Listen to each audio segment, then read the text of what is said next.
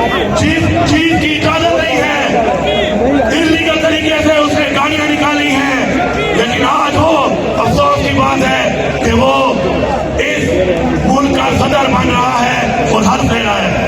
इसी तरह वज़ीर आला पंजाब मरियम नवाज कुछ ना होते हुए, किसी ओहदे पर ना होते हुए उसने इलीगल तरीके से गाड़ी ली है कोशाखाना से, जो कि गैर कानूनी है। अफसोस की बात यह है कि आज वो वज़ीर आला पंजाब है। इसी तरह शहबाज शरीफ, जिसने साबित हुआ कि मनी लॉन्ड्रिंग की उसके अकाउंट से साबित हुआ, जिसने टीटियां कराई गैर कानूनी। अफसोस की बात है कि आज वो इस मुल्क का वज़ीर आज़म है।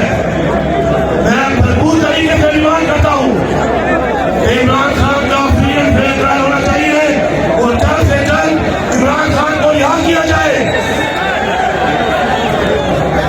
उसके बाद साइफर केस के बारे में सुने।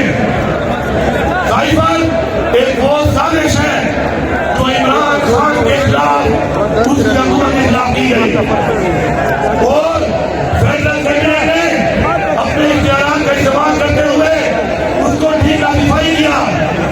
साइफर एक सीक्रेट डॉक्यूमेंट नहीं था, वो सीक्रेट डॉक्यूमेंट नहीं है। हमारी नेशनल सिक्योरिटी काउंसिल ने इस बात को माना कि वो जो बातचीत की गई वो हमारे खिलाफ मुदाखलत थी। हम कहते हैं साजिश थी, ये कहते हैं मुदाखलत थी।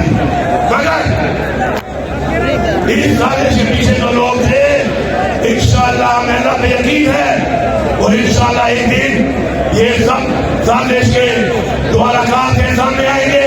उस वक्त स्पीकर ने मुतालबा किया और चीफ जस्टिस ऑफ पाकिस्तान उस वक्त थे, उनको खत भेजा कि आप इस पर जुडिशियल कमीशन बनाएं। अब तक नहीं बनाया गया। मैं आज जो चीफ जस्टिस है सुप्रीम कोर्ट के, उनसे गुजारिश करता हूँ कि जल्द अज जल्द साइफर के ऊपर जुडिशियल कमीशन बनाया जाए ताकि कौम के सामने आए कि ये साजिश जिसने की और इस साजिश को इम्प्लीमेंट और अलाकार कौन लोग बने। हमारी पार्टी को जिस तरीके से खत्म करने की कोशिश की गई पूरी कौम के सामने है। सबसे पहले शुरुआत हुई कि हमारे लीडर को जेल में डाल दिया गया, उसके बाद हमारी पार्टी को खत्म किया गया।